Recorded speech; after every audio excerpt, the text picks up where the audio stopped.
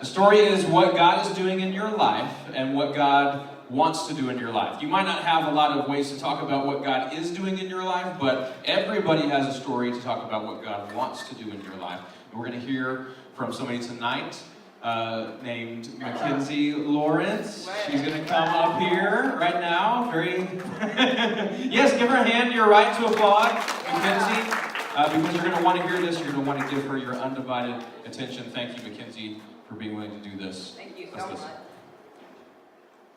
Sorry, I've never used a microphone before. Okay, so if you don't know me, I'm Mackenzie. I'm the one that like screams and yells outside. If you don't know me, you've heard me before. I'm outside.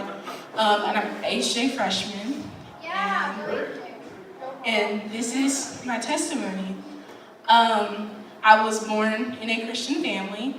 My mom was a minister, and at birth I was baptized because it was kind of a rite of passage representing that I was going to be raised in a Christian family, which I was.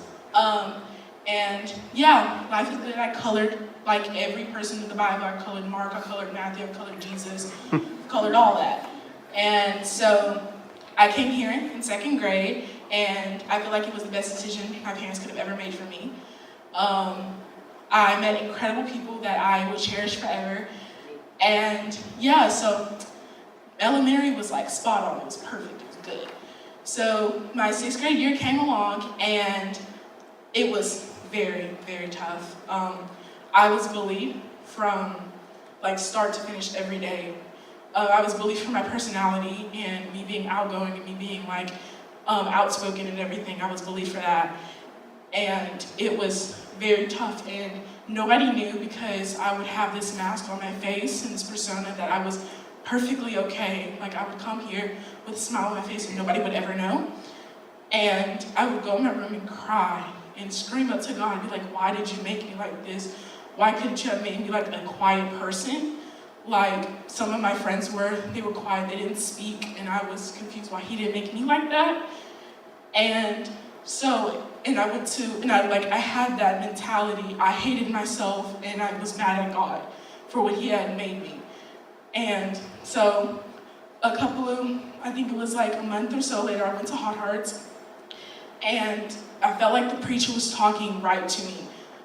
And he was talking about how God made you for a purpose, and God had a plan for you. He had your life mapped out from start to finish. And I realized that I was not a mistake. It wasn't like I was just a fluke that happened. I was made for some point and some reason, and I never knew that.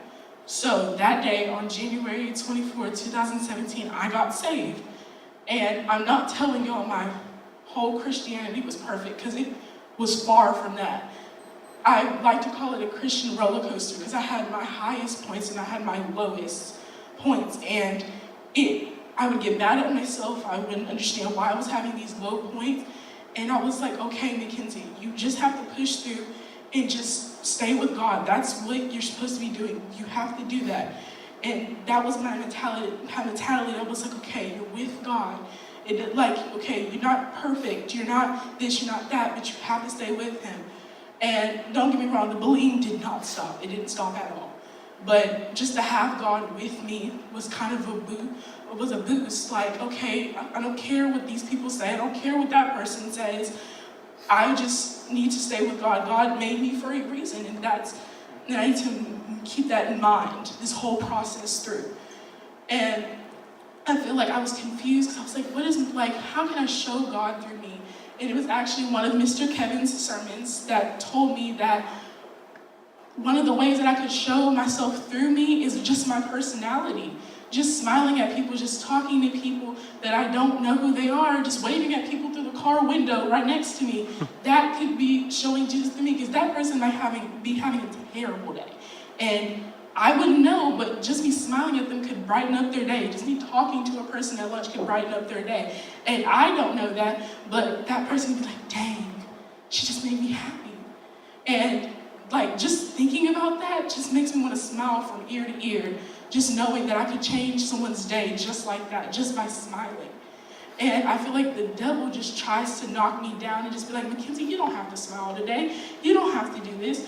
And I have to remind myself, no, Mackenzie, you're doing this for God. You're not doing this just for the devil and for my friends and all that. You're doing this for God. You're letting God shine through you.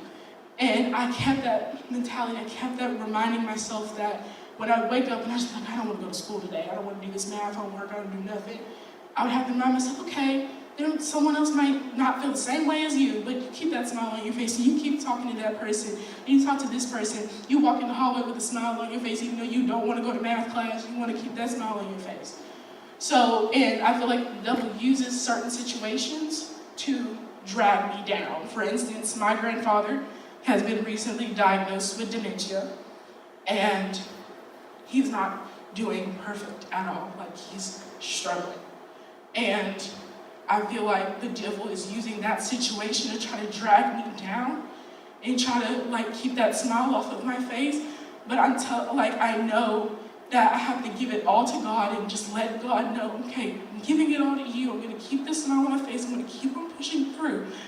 And that is what I'm doing. Even though I might have my trials and my tribulations, I'm still pushing through with a smile on my face, showing God through me, because somebody might have a worse day than I am. And so, in conclusion, when I smile, it doesn't mean my life is perfect. I have my Christian roller coasters. I have my bad days and I have my better days. And that's just who I am. But my smile means that I am blessed with this personality and this gift that God has given me. So that's my testimony.